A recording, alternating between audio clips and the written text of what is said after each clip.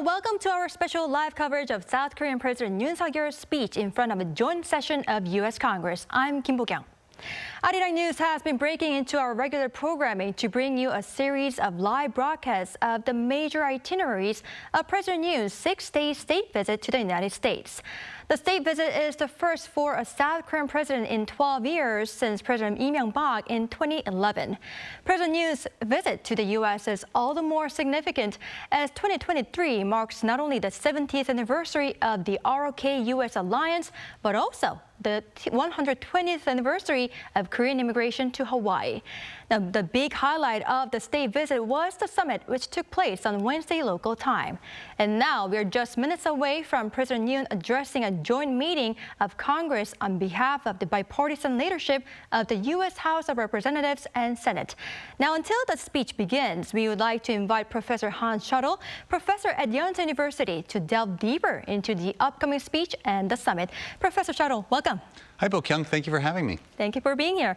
Now, the first question here is, President Yoon Suk-yeol is soon to make an address to United States Congress, making him the first Korean president to do so since former President Park Geun-hye in May 2013.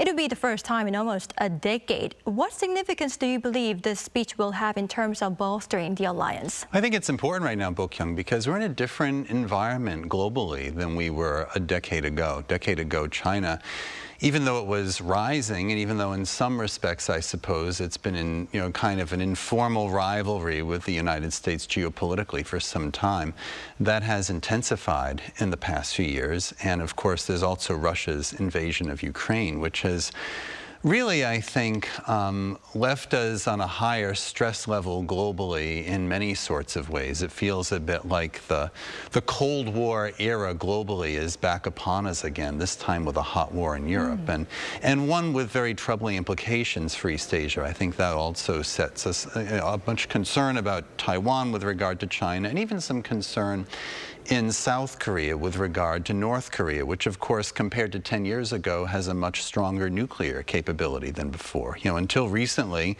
we were still hoping, I think, that some sort of arrangement could be worked out with the North Koreans to move in the direction of denuclearization. That was, of course, the premise of the summits between the U.S. and North Korea back in the Trump administration. But those hopes were dashed when diplomacy went no further, really, than the second summit in 2019. So there have been some setbacks, I'd say, in the global picture, and I'm sure that's something that President Yoon will be taking into account in his speech before Congress, something President Yoon and President Biden have also been talking quite openly about so far during the summit.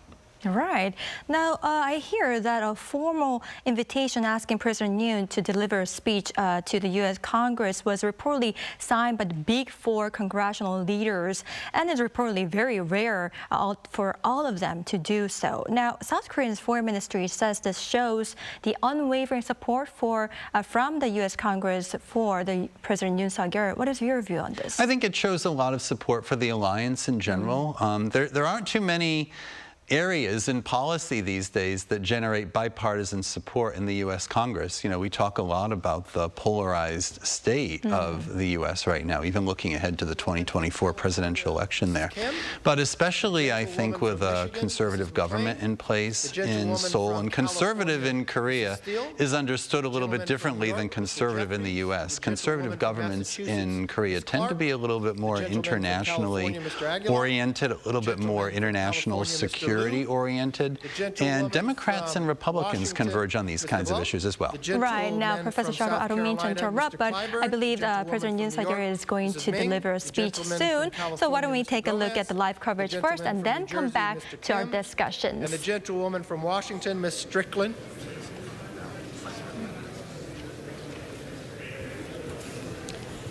The President of the Senate, at the direction of that body, appoints the following senators as members of the Committee on the part of the United States Senate to escort His Excellency Yoon Suk-yeol, President of the Republic of Korea, into the House chamber. The Senator from Illinois, Mr. Durbin. The Senator from Minnesota, Ms. Klobuchar. The Senator from Wisconsin, Ms. Baldwin. The Senator from Washington, Mrs. Murray. The Senator from New Jersey, Mr. Menendez. The Senator from Kentucky, Mr. McConnell. The senator from South Dakota, Mr. Thune. The senator from West Virginia, Mrs. Capito. The senator from Iowa, Ms. Ernst. The senator from Montana, Mr. Daines. The senator from Idaho, Mr. Risch. The members of the escort committee will exit the chamber through the lobby doors.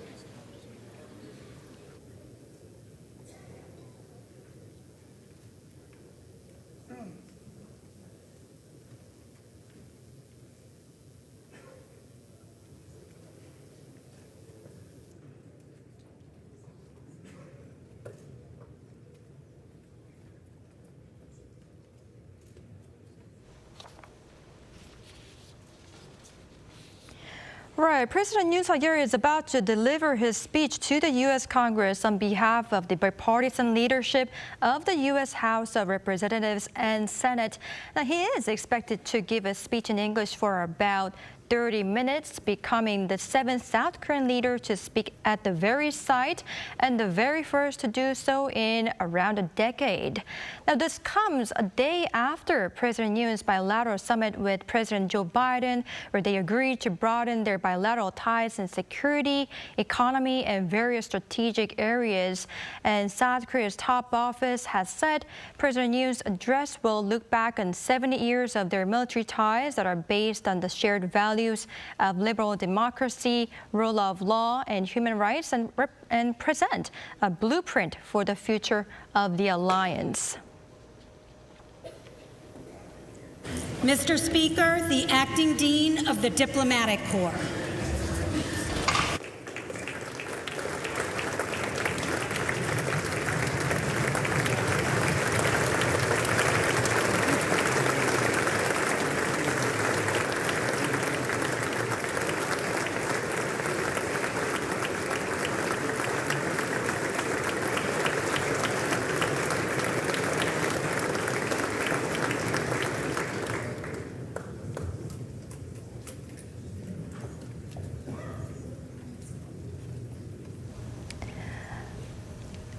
What matters is what's going to be included in this speech, and many are expecting it to include historical achievements of 70 years of the history of the Korea-U.S. alliance and vision for the future. We'll have to just wait and see what kind of content President Yoon has prepared for the U.S.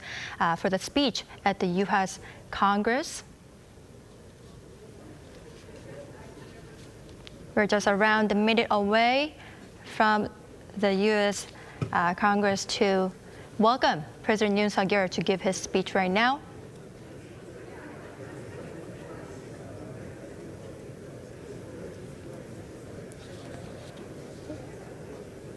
Now, Professor, just briefly, what do you believe there's going to be, what's going to be on the agenda of the speech?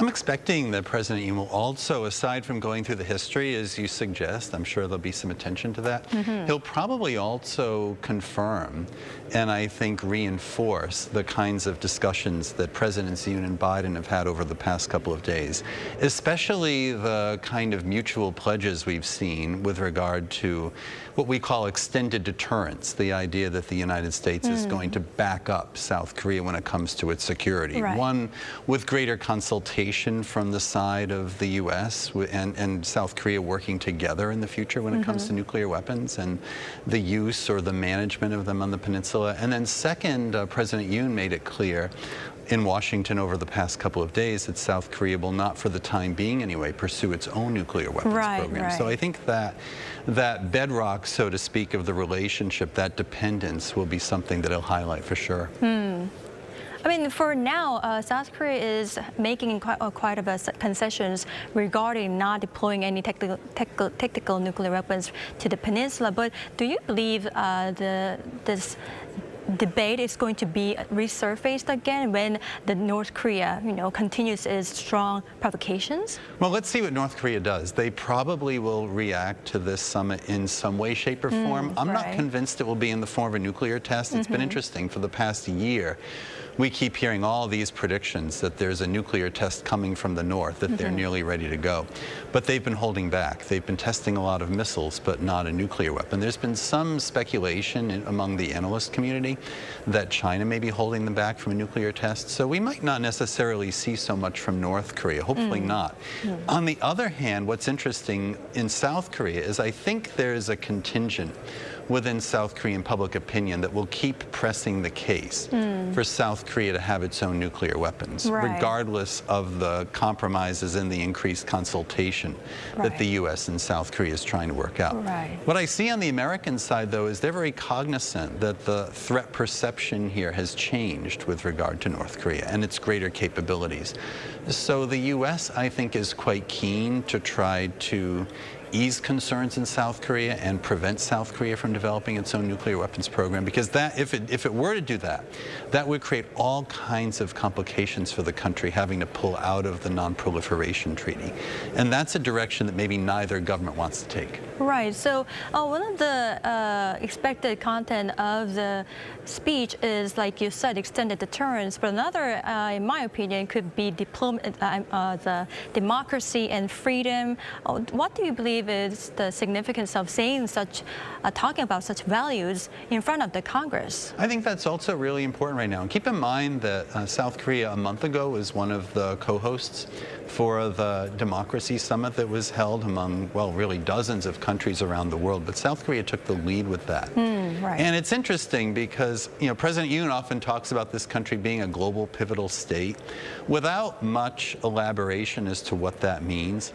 Well, I think one way that President Yoon, if he wanted to, could unpack that concept a little bit more fully would be to tie it to the promotion of democracy at a time when so many countries are finding that confidence in democracy or democratic decision-making has been fading, even in the U.S. itself. You know, the, excuse me, the 2021 contestation of the presidential election in 2020, with even, you know, a riot on the steps of the U.S. Capitol and a breach of the Capitol security, that severely shook faith in democracy even within the U.S.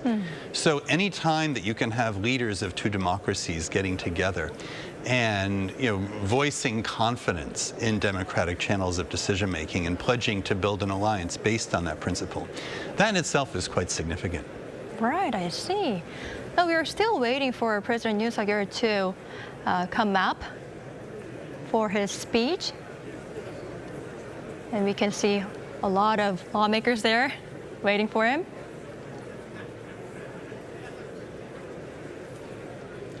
I imagine the President Yoon is already at the Capitol building, and there's probably some greetings and, you know, exchanges going on outside the chamber before they go in and start. We'll see.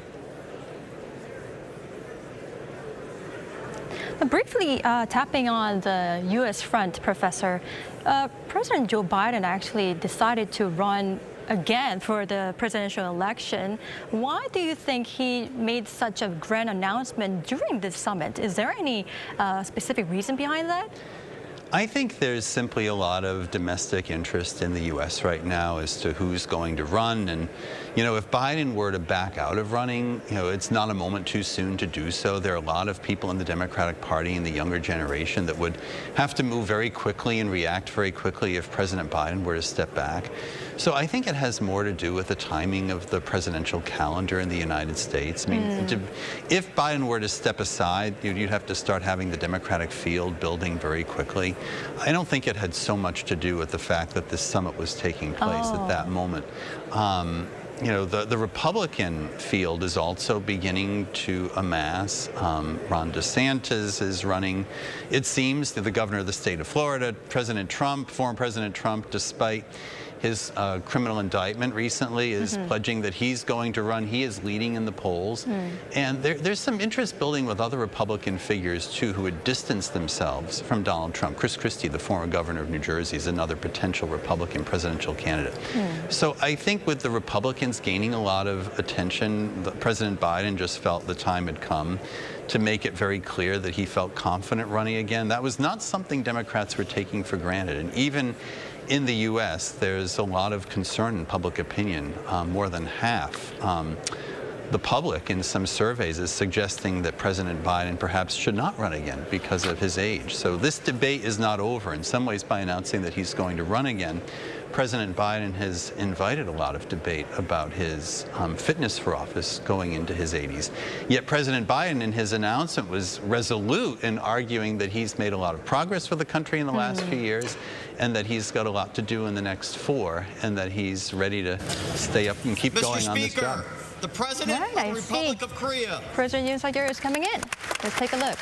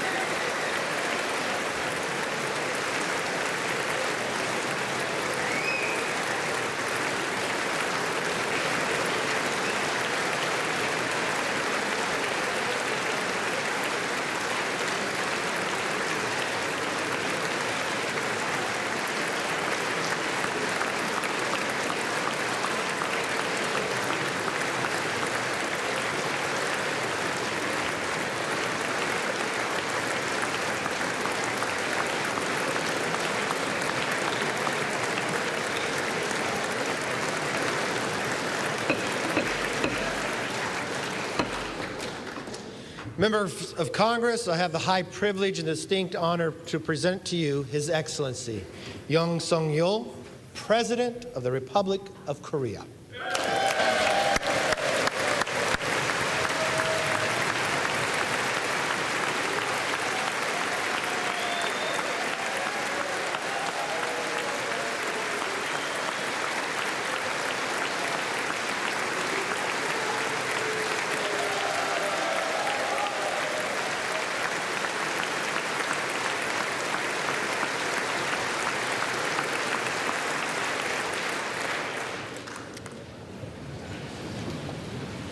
Mr. Speaker, Madam Vice President, honorable members of the United States Congress, distinguished guests, ladies and gentlemen, dear citizens of America, a new nation conceived in liberty and dedicated to the proposition that all men are created equal. I stand before that nation with a conviction of freedom, belief in the alliance, and the resolve to open a new future.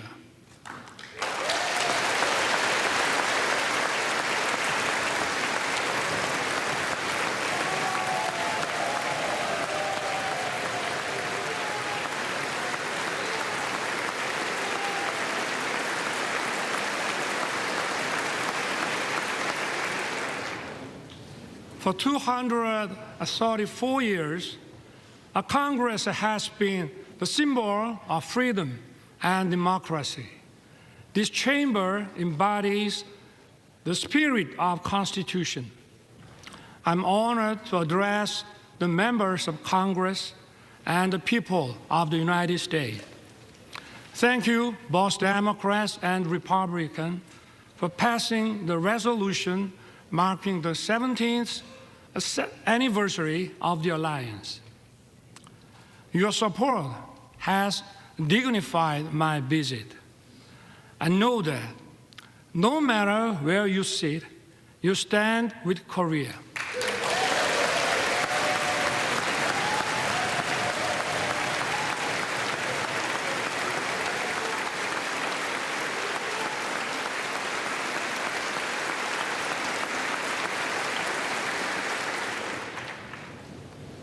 Over the past century, we have faced many threats, but the U.S. has always led the world in defense of freedom.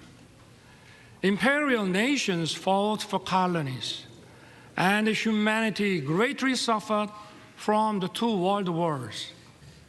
America righteously stepped in to defend freedom, but it was not without cost. We remember the leadership of General MacArthur and Admiral Nimitz, but more than 100,000 American men and women perished in the Pacific War. Their sacrifice was not in vain. The U.S. leadership established the New World Order based on free trade.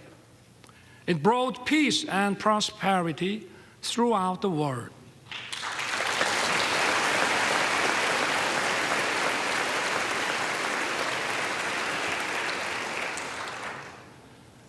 But prosperity was limited to free market economies where communist totalitarian nations did not participate.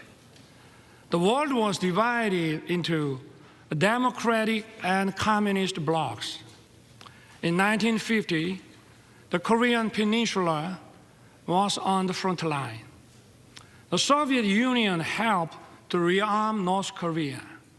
North Korea's surprise attack threatened the peace on the Korean Peninsula and Asia.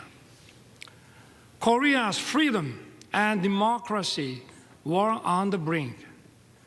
At that decisive moment, the U.S. did not look the other way.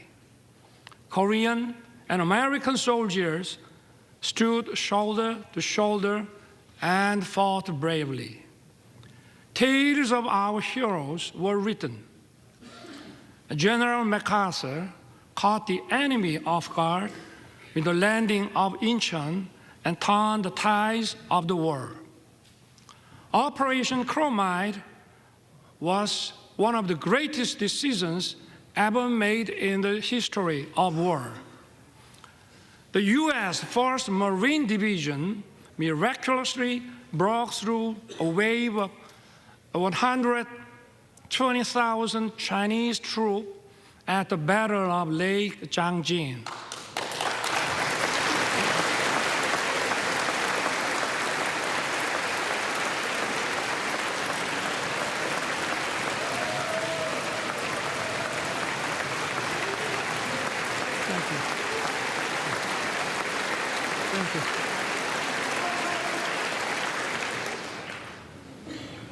Sons and daughters of America sacrificed their lives to defend a country they never knew and the people they never met.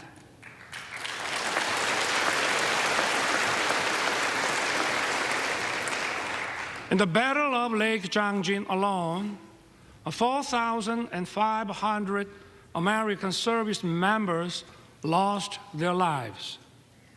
Over the course of the war, almost 37,000 U.S. soldiers fell.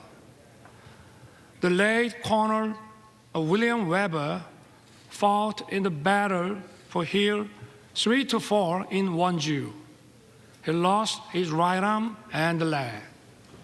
Yet, this American hero dedicated his life to honoring the noble sacrifice made by the Korean War veterans. Today, we are honored to have his granddaughter, Ms. Jane Weber, with us.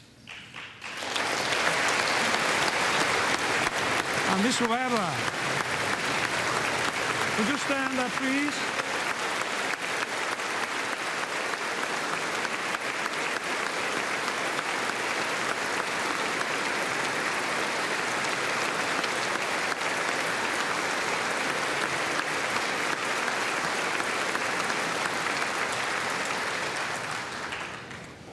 On behalf of the Korean people, I would like to thank you deeply. We salute his noble service and sacrifice. Thank you, Dane. Some of Korean war heroes are your family and friends. The late John Conyers Jr., Sam Johnson, and Howard Coble were veteran congressmen who promoted freedom and democracy. The former Representative Charles Rangel has been a strong supporter of the alliance. Korea will never forget the great American heroes who fought with us to defend freedom.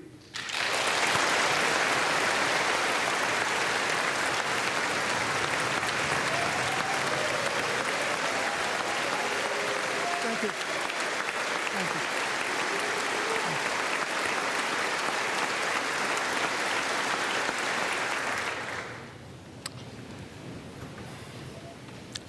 I take this opportunity to pay tribute to all the Korean War veterans and their families.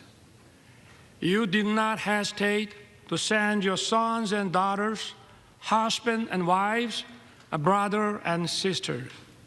You answered the call to defend the freedom of a country across the Pacific. I thank the U.S. and its people for honoring the Korean War as a proud legacy. Thank you also for treating the veterans with honor and respect.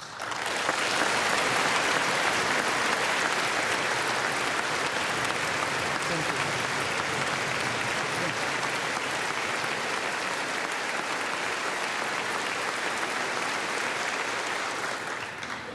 The war ended after 3 years of intense battle. Our two nations signed the Mutual Defense Treaty and opened a new era of the alliance. Ever since, the Korean people rose from the ruins of war to build a thriving nation. And at every step, America has stood together with Korea. We have many reasons to celebrate our platinum anniversary. We had no guarantees of success when it started. But today, our alliance is stronger than ever, more prosperous together, and more connected like no other. Indeed, it has been the linchpin safeguarding our freedom, peace, and prosperity.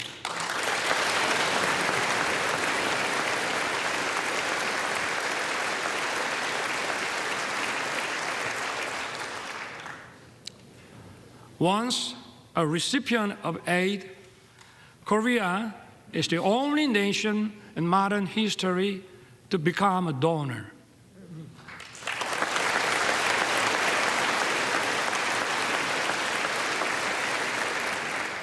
This itself demonstrates the success of our alliance. Let me talk about the history of our alliance. The ties of our cooperation and exchange span over 140 years since the establishment of diplomatic relations in 1882. In the late 19th century, American missionaries helped to widely introduce the values of freedom and solidarity to Korea. These values are the foundations of Korea's constitution. They have made a huge impact on our independence movement and the foundations of Korea. Horace Underwood, Hallie Appenzeller, Mary Scranton, and Rosetta Hall are some of the missionaries who set foot in Korea at the end of the 19th century. They built schools and hospitals. They promoted education of women. Their efforts laid the foundations for many Korean women to advance into society as educators, journalists, and doctors. In the early 1960s, the Kennedy administration recommended Professor Lowstow's model for economic growth. President Park Chung-hee wisely embraced the idea and pushed economic development forward. It laid the foundation for Korea to become an industrialized country. Known as a miracle on the Han River, Korea's economic growth rate was unrivaled. Korea was one of the least developed countries after the war. Its annual income was just $67 per capita. Now, its economy ranks 10th in the world.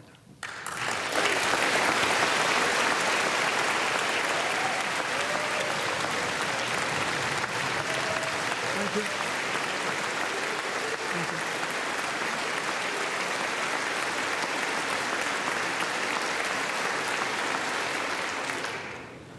Seoul was once reduced to ashes. Now, it is one of the world's most vibrant digital cities. Busan was once flooded with war refugees. Now, it is the world's second largest port city in terms of transshipment volume. It is also bidding to host the World Expo 2030. Korea is winning the hearts of global citizens. It is dynamic, freedom is thriving, and democracy is robust.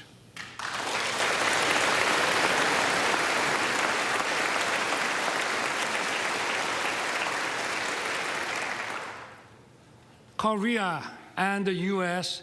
have joined forces to safeguard freedom and democracy throughout the world. Since World War II, Korea dispatched its warriors of freedom.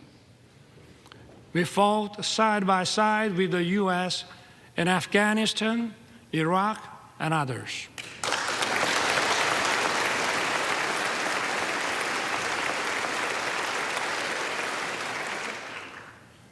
For over 70 years in the history of the alliance, we worked together in military and security sectors.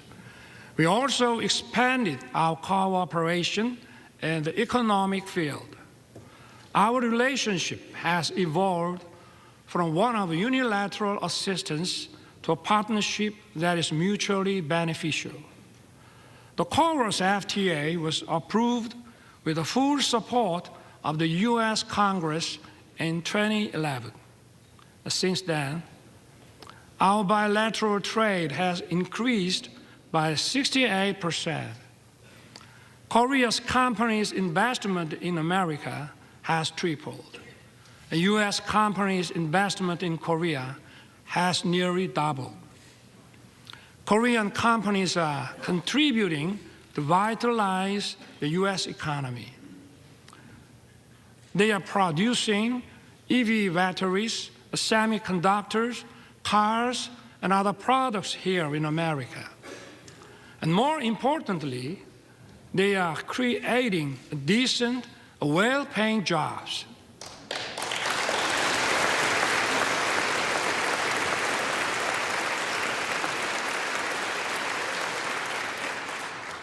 Take Austin, Texas. Samsung's semiconductor plant has created nearly 10,000 jobs as of 2020.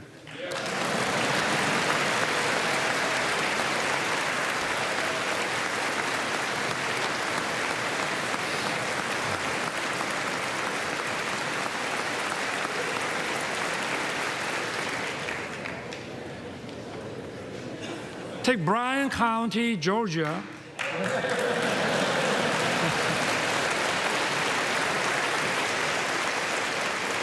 Hyundai's EV and battery plants is expected to be operational by late 2024. It will produce 300,000 electric vehicles every year. It will employ thousands of Americans.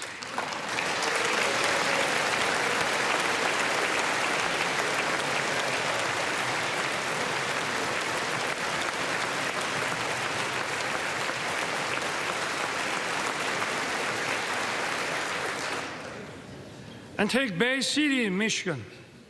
It is a home to SK Siltron CSS, where President Biden visited. It is an example of Korean and American companies merging to achieve even greater growth.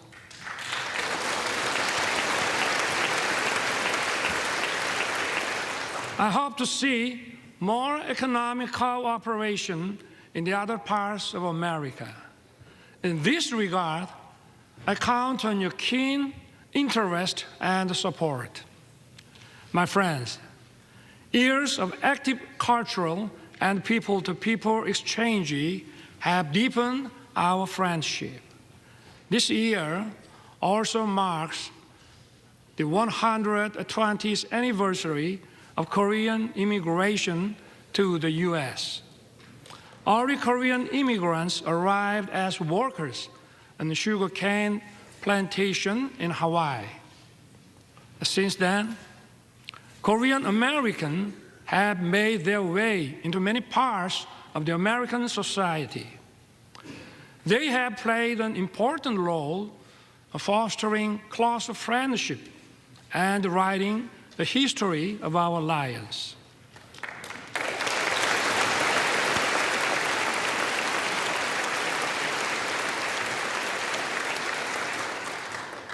Representatives Young Kim, Andy Kim, Michelle Steele,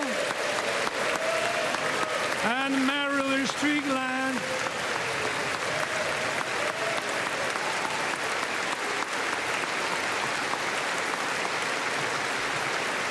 are here with us. They are a testament to the alliance spanning generations. That's true for each party. It is a relief that you are evenly praised across the aisle.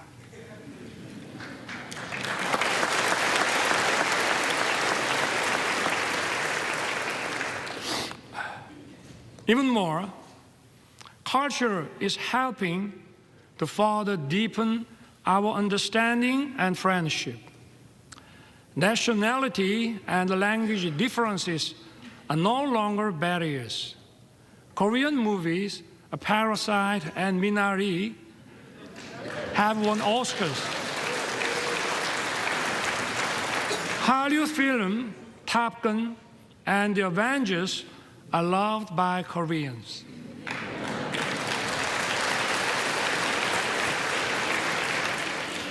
I also love Top Gun and Maverick and the Mission Impossible.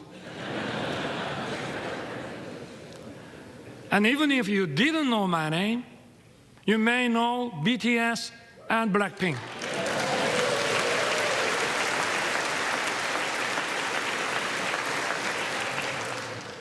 BTS beat me to the White House, but I beat them to Capitol Hill.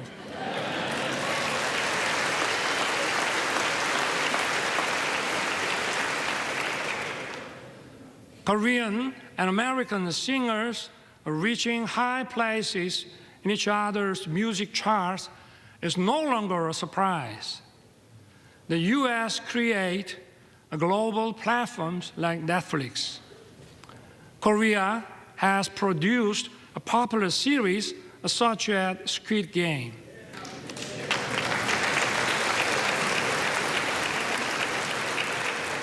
We are creating a new pattern of synergy. These cultural exchanges have brought our people closer. According to Chicago Council on Global Affairs, Americans' positive views of Korea reached the highest level since 1978. And according to a Pew survey last year, Koreans' positive views of the U.S. reached 89%. It marks the largest increase among all the countries surveyed.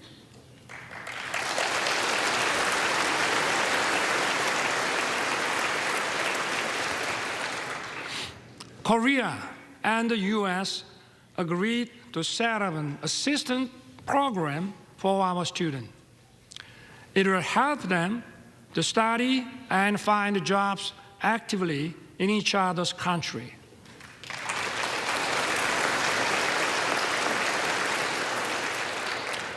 Honorable members of Congress, I have 2 careers in my life. My first job was as a public prosecutor. My second job is serving as the president of my beloved country. As prosecutor, my role model was the late Robert Morgenthau. He was the real-life character of District Attorney Adam Schiff in Law and Order. When I was the Prosecutor General, I printed a book titled Robert Morgenthau, America's Eternal Attorney. I shared it with my junior prosecutors. In the preface, I included the phrase, an attorney who is silent in the face of great evil will not even stop pickpockets in the neighborhood. Today, our democracy is at risk. Democracy is a community's political decision-making system to protect freedom and human rights.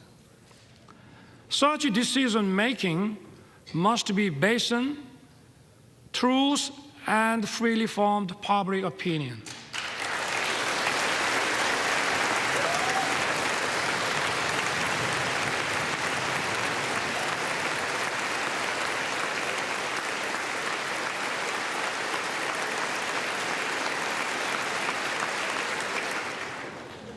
But today, in many parts of the world, false propaganda and disinformation are distorting the truth and the public opinion. They are threatening democracy.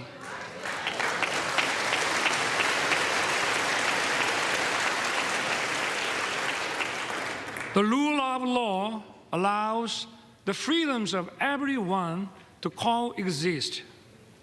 It is upheld by parliamentary democracy. False propaganda and disinformation corrupt intellectualism. They threaten democracy and the rule of law.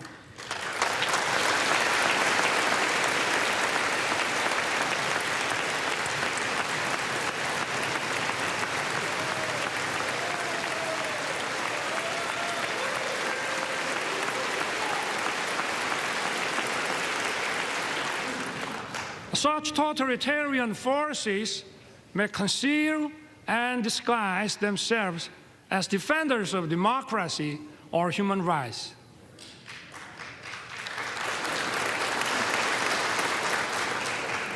But in reality, they deny freedom and democracy. We must not be fooled by such deception and disguises.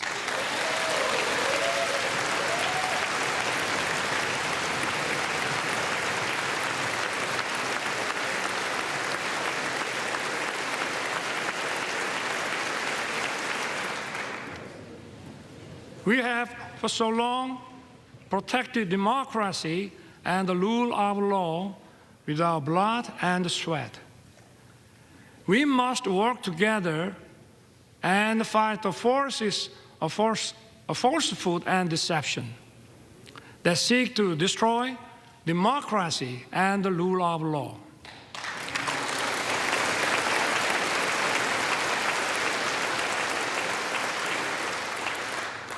Those who cherish freedom also respect the freedom of others.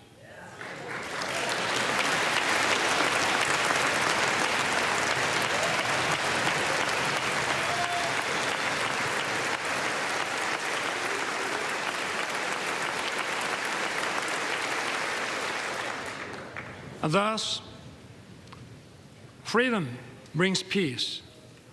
Peace, in turn, safeguards freedom. Freedom and peace are sources of creativity and innovation. They bring prosperity and abundance.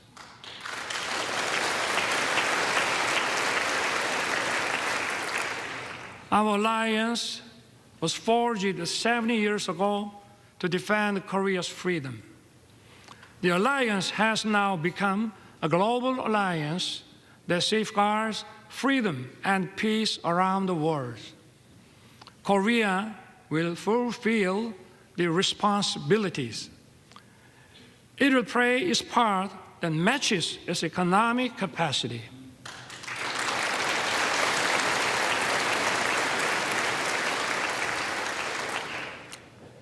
In his 1961 inauguration address, President John F. Kennedy said, "My fellow citizens of the world, ask not what America will do for you, but what together we can do for the freedom of man." Korea will stand in solidarity with the international community. We will do what it can for the freedom of humanity.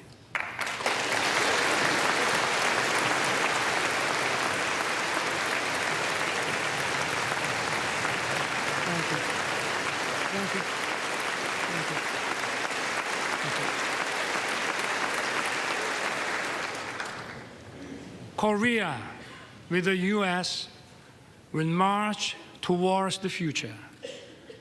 As I took office last year, I pledged to rebuild Korea, a nation belonging to the people, rooted in freedom, democracy, and market economy, a nation that the people can be truly proud of as it fulfills its role as a responsible member of the international community. Together with the U.S., Korea will play the role as a compass for freedom. It will safeguard and broaden the freedom of citizens of the world.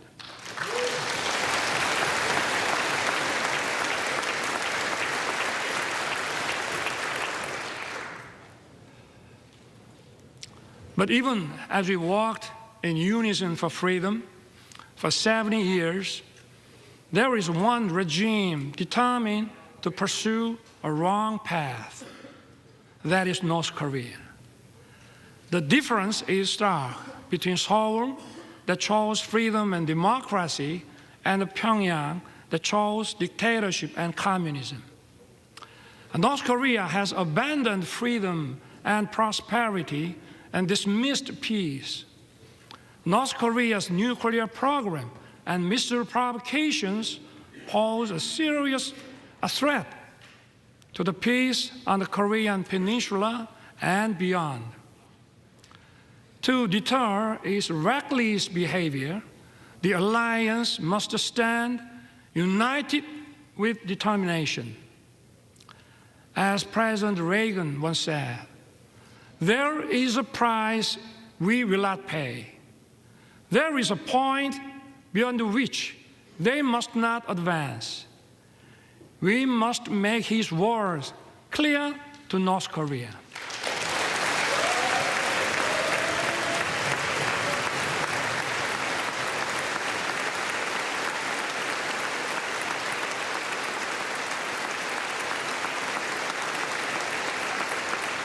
Thank you. Yesterday, President Biden and I agreed to strengthen the U.S. extended deterrence. Along with close Korea-U.S. coordination, we need to speed up Korea, U.S., Japan trilateral security cooperation to counter increasing North Korean nuclear threat.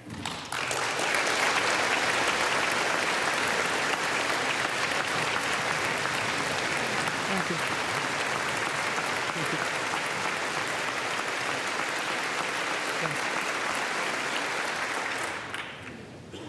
My government will respond firmly to provocations, but at the same time, we will keep the door open for dialogue on North Korea's denuclearization.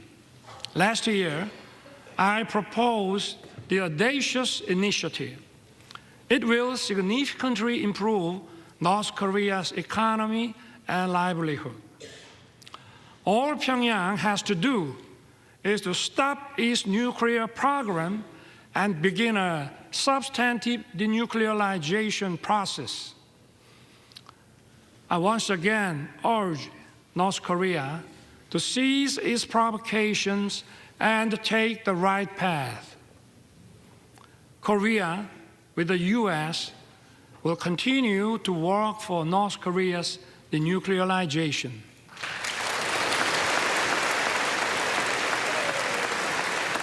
Thank you.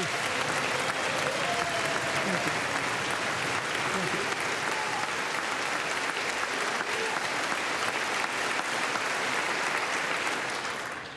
North Korea's obsession with nuclear weapons and missiles is throwing its population into a severe economic crisis and human rights abuses. We must raise global awareness of dire human rights situation in North Korea. We must not shy away from our duty to promote freedom for North Koreans.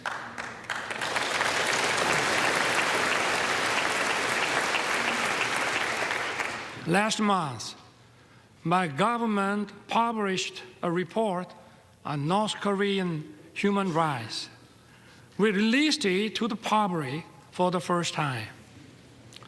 The report documents a wide range of abuses in North Korea. It is based on testimonies of 508 North Korean defectors collected over the past 5 years. It records many cases of serious violations of international norms, such as the Universal Declaration of Human Rights and other human rights agreements. Unspeakable and horrendous incidents took place. Men and women being shot and killed for violating COVID-19 prevention measures. Some being publicly executed for watching and sharing South Korean shows. And people being shot in public for possessing the Bible and having faith. We need to raise awareness. We must inform the world of the gravity of North Korea's human rights violations. I ask for your help in improving North Korea's green condition.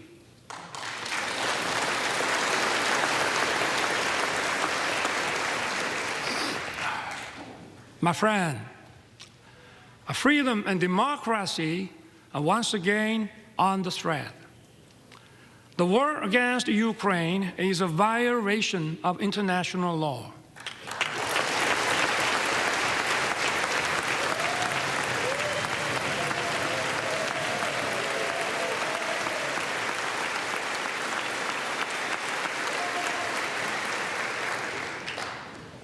It is an attempt to unilaterally change the status quo with force.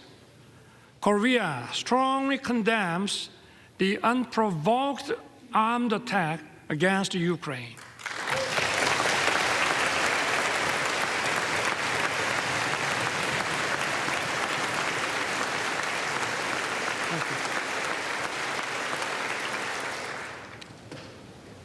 When North Korea invaded us in 1950, democracies came running to help us.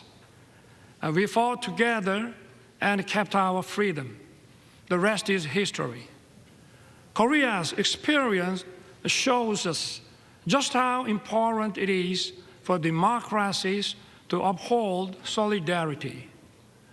Korea will stand in solidarity with the free world. We will actively work to safeguard the freedom of the people of Ukraine and support their efforts in reconstruction.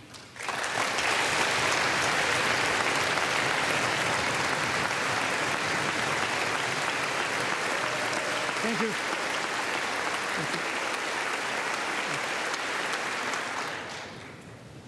Honorable members of Congress, so far, 6 Korean presidents spoke at this important chamber.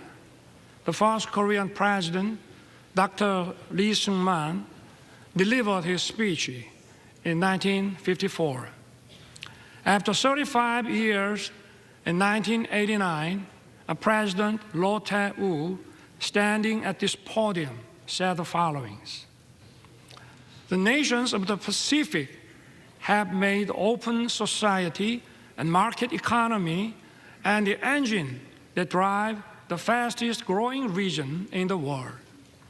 The Pacific will become even more important to the U.S., and Korea will begin to contribute more to the prosperity and peace of the region." I look forward to the day when some future Korean president may be invited to address this distinguished assembly and describe the vision I spoke of today as an achievement fulfilled, not as tomorrow's hope. President Roh's vision has become a reality. Thank you. Thank you. Thank you.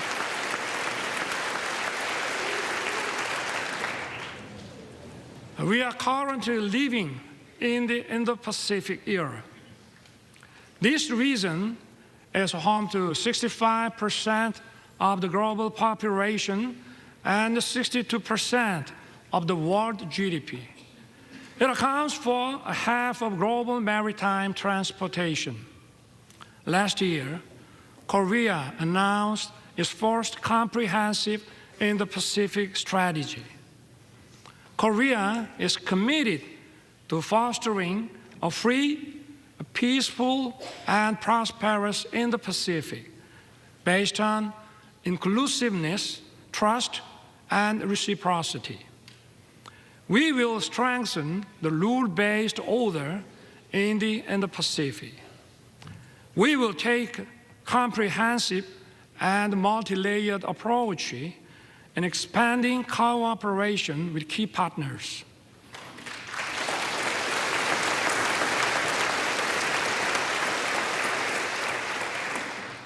This also means that the stage for the alliance is expanding. Korea used to receive assistance from U.S. aid. It is now sharing its experience with developing countries in partnership with the U.S. Korea has greatly increased its ODA budget. It is providing tailored programs in tune with the needs of its partners. Yesterday, President Biden and I adopted a joint statement. It presents a vision of the alliance in action towards the future. Together, our two countries will broaden our alliance.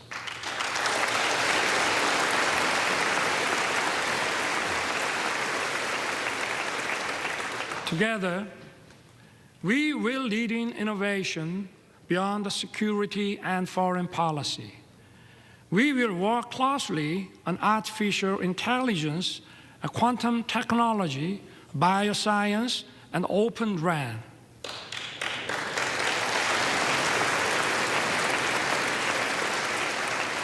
Our partnership in the cutting-edge semiconductor industry will contribute to establishing stable and resilient supply chains. It will also address economic uncertainties. Together, we will open another new successful chapter.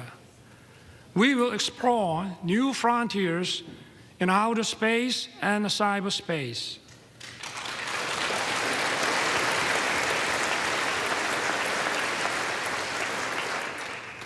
Korea and the U.S.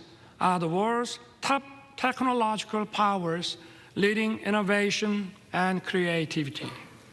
Together, we will create a great synergy.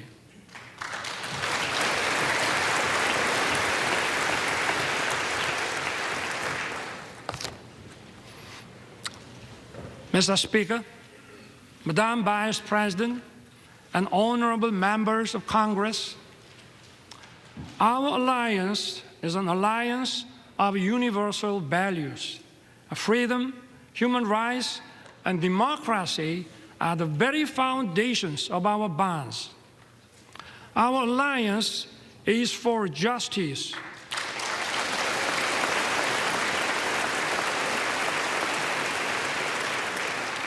Our alliance is for peace.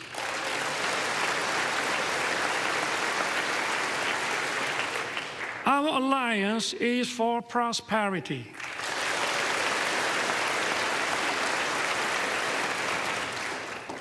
Together, our alliance will continue to move towards the future. We will build the world of tomorrow that opens endless opportunities for our future generations.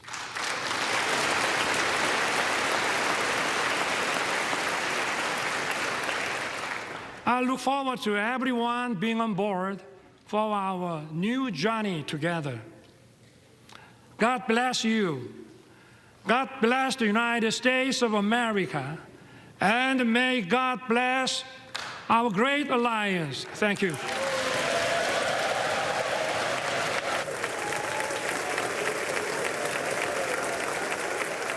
Right, that's the end to our South Korean President Yoon Suk-yeol's U.S. Congress speech. Now let's connect to our Yoon Jung-min in Washington, D.C. Jung-min, a lot of topics were dealt with by the president. You're right, Bo-kyung. So many things to talk about, ranging from the bilateral alliance, economic cooperation, to global issues. Let's bring in an expert for all about that. I'm joined by Mr. Frank Januzzi, President and CEO of the Marine and Mike Mansfield Foundation. Thanks for coming on. My pleasure. So we heard the president spoke for about more than 40 minutes with round of applause and standing ovations. So first of all, what do you make of, what stood out to you?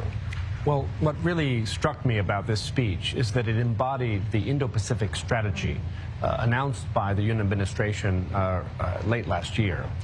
In doing so, he aligns South Korea not only with the United States as a traditional treaty ally defending the peninsula from North Korean threats, but really a much more expansive global agenda, working together on strengthening supply chain resiliency for the United States and Korea, like-minded states, working together in foreign assistance, with South Korea now being an aid-giving country rather than an aid-recipient country.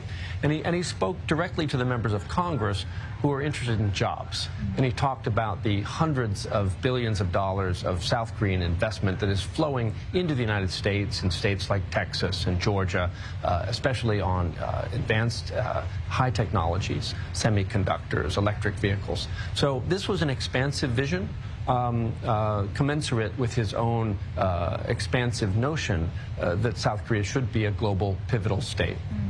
And in details, the South Koreans stressed the importance of the 70-year-old alliance forged in blood and the values of democracy at risk, rule of law, and human rights in North Korea. What do you make of all of that? Well, it's interesting how he aligned the commitment to human rights and values, and he applied it not only to the Korean Peninsula, but to the world at large. He spoke of South Korea being committed to work with the United States and other partners to defend Ukraine against aggression and to reconstruct Ukraine when peace is at hand. And he also had some subtle digs against propaganda, about authoritarianism, about those who are spouting falsehoods, wherever that may be happening, either in the United States or perhaps in Korea or around the world.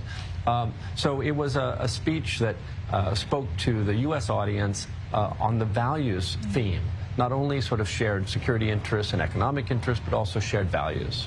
All right. And in time for Yoon's state visit, a bipartisan group of senators has adopted a resolution calling for further strengthening of the Seoul-Washington alliance and a separate resolution welcoming President Yoon's state visit to the United States, introduced in the House of Representatives.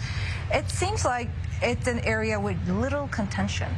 Well, it's true. And Mike Mansfield, who lends his name to the foundation that I direct, when he was Senate Majority Leader, he orchestrated a strong bipartisan statements of support for the U.S. ROK alliance. And I think that it's really lovely that given the partisanship in this town, there's really no distance between Republicans and Democrats when it comes to their support for the U.S. ROK alliance and their vision for how that alliance may make the world a better place. So, yes, a celebration not only of the alliance, but also he spoke to the American reception of Korean immigrants. Now more than 120 years celebration of that first Korean immigrants to Hawaii. And he spoke about the Korean soft power penetration of the U.S. Movies, gochujang. I mean, you look at food, movies, and music, and you have to say that Korea is really riding a wave of popularity here in the United States today. And I think he celebrated that, and it was clear that the members of Congress also were very much aware of this Korean soft power. Well, I have to agree. And President Yoon noted in particular the importance of the Seoul-Washington alliance several times, on top of highlighting the rules-based international order, freedom and democracy. We know he speaks of this because there's a war in Ukraine, the Russian invasion of Ukraine, and there's also U.S.-China rivalry, and North Korea ratchets up its aggression. So what do you make of his remarks? Well, what was interesting to note, and I might have missed it, but I don't think he said the word China more than once or twice, and it was in the context of the U.S. soldiers fighting during the Korean War to help defend South Korea at a time when Chinese volunteers had poured into the north and were waging war with the North Koreans. But there was very little mention explicitly of contemporary China. As you know, Korea-China relations are extraordinarily important economically, as are U.S.-China relations. But I think by aligning himself with freedom and democracy and the rules-based order, President Yoon was very clearly aligning himself with President Biden and the Biden administration's Indo-Pacific strategy to support the rules-based international order. Now, that's an order to which China is welcome to join, but an order which currently China finds many problems with. And I think that President Yoon was leaving no doubt of where Korea stands when it comes to defense of the rules-based order. He didn't mention Taiwan Straits issues in the speech. That would have been perhaps too sensitive. But his affirmation of the rules-based order, I think, spoke volumes. All right. And Yoon also said he will respond firmly to any provocations by North Korea, but at the same time, he leaves door open for diplomacy. So he wants the international community to talk North Korea out of provocations and return to dialogue. And in what way can U.S. lawmakers help address this particular issue in the Northeast Asia? Well, if I may, I worked on Capitol Hill for 15 years. And the sad truth at the moment is that neither the Congress nor the Biden administration, nor frankly the Yoon administration, have any new ideas about how to convince North Korea to come back to the table. So while it's very heartening to see the president reaffirm the willingness to engage in dialogue should North Korea choose to come to the table, so far North Korea has shown very little interest in that dialogue. Which, after all, from a U.S. and South Korean perspective, that dialogue begins with talks about denuclearization, which is a subject that, frankly, the North Koreans don't wish to discuss. So there was nothing new in this speech that gives me hope, as someone wishing for a breakthrough on peace, that any such breakthrough is likely to come anytime soon. All right. And on the economic front, private investment between the two nations is accelerating, and while we expect more cooperation on high-tech, clean energy, and culture. Yes. What do you say on that? My hometown of Austin, Texas, is a recipient of a major Samsung investment, thousands of jobs in my hometown. And this is really Korea following a model, if I may, of Japan, which, in order to alleviate trade tensions between the U.S. and Japan, Ambassador Mike Mansfield encouraged Japan to invest in the U.S. Korea is the #1 investor, the #1 provider of foreign direct investment to the United States since Biden took office. So about $100 billion has either been pledged or is already underway across the United States. And so these economic ties, facilitated by the KORUS Free Trade Agreement that the president celebrated in front of Congress, these economic ties are important glue to the alliance. The American firms also pledged billions of dollars of investment in Korea, too. Indeed. It's a reciprocal two-way street. Yeah, mutually beneficial. All right. And what are the odds, should I say, that South Korea officially joins the Quad or G7? Quad, I don't think so. I think the Quad is a quad, and it is unlikely to become a pentagon. Of course, President Yoon has been invited to attend the G7 in Hiroshima as sort of observer status. I think it's a very good sign politically between Korea and Japan that Prime Minister Kishida has extended that welcome. I don't know whether the G7 will become a new G8, minus Russia, but with Korea.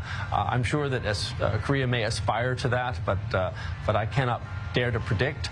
But I think that Korea's presence in Hiroshima, President Yoon's presence, will be a very important signal about the advanced democratic economies of the world standing in solidarity with Ukraine, standing against anyone who would threaten peace and stability in the Indo-Pacific, whether it's North Korea or China, and a sign of the improving ties between Korea and Japan. All right, and Frank, before we let you go, where do you think the South Korea-U.S. relationship stands today? Well, Mike Mansfield celebrated the establishment of that diplomatic relationship back in the 19th century. He wrote his master's thesis about it. But at that time, Korea was a small economy with its focus firmly on the peninsula. And today we see a Korea that is global. Yeah. So I think, as President Yoon said, there's no limit we're going to be going to space together. We're going to be working on solving the next pandemic together. And I think we're going to be promoting peace and security and hopefully respect for universal norms and human rights globally together. So it's truly a global alliance. It's no longer rooted only on the peninsula. Frank Januzzi, President and CEO of the Marine and Mike Mansfield Foundation, many thanks for your insights. My pleasure to be here. Thank you. Thank you. And with that, we now go back to the Arirang studio in Seoul. Ho-kyung. Well, thank you, Jung-min. Let's turn back to our discussion with our very own Professor Shuttle. Professor, what were your thoughts on President Yoon's speech to U.S. Congress? Well, I thought it was quite heartfelt, Bo-kyung, and fairly charismatic for these kinds of speeches. The applause that he was receiving was not just polite applause. I thought in many cases it was actually quite enthusiastic. Really? And President Yoon really did cover a lot of bases here, as we were just hearing in the analysis from Washington, cutting across politics and economics and culture. There was really something for everybody, I think, in this speech. Right, I see. Now, until now, we've seen an ironclad alliance between Seoul and Washington. What do you believe are the challenges that are left for us to further foster our bilateral ties? Well, I think if we look at the big picture, and certainly President Yoon, and I think also President Biden throughout the summit, they've both made it very clear that this is now the time for South Korea and the United States to work together as partners on a whole host of big global issues. We even heard some talk yet to be specified fully about how they might work together on sustainability for the environment. And even though all the references to semiconductors in the high-tech industry, it's clear that President Yoon wanted to make the case that Korea is providing a tremendous amount of investment in the global economy, specifically creating jobs in an industry that's created a lot of concern in the U.S. over the past couple of years. As we know, the COVID pandemic and the disruptions to the supply chain have created, in some ways in the U.S., a turn toward protectionism in the global economy. But I think President Yoon in the speech was trying to kind of walk a very thin line, not confronting the turn toward protectionism, but emphasizing the extent that Korea can provide a lot of investment into the United States. In this speech, even mentioning not just states, but very specific places, cities, cities that had people in the chamber listening to that speech that could kind of take a bow or give a wave and get credit for their districts having these specific jobs. So there was a real attempt to try to take these global challenges in the economy and bring it right home to a local level. Right. I'd like to ask more questions to our professor, but unfortunately, this is all the time we have for today's special live coverage. But thank you, Professor Shuttle, for your insights. We really appreciate it. Thank you for having me, Bo-kyung. All right, that brings us to the end of our special broadcast of President Yoon Suk-yeol's speech to U.S. Congress.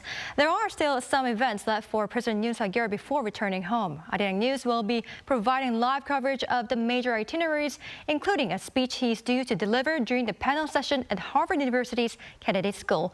Until then, goodbye.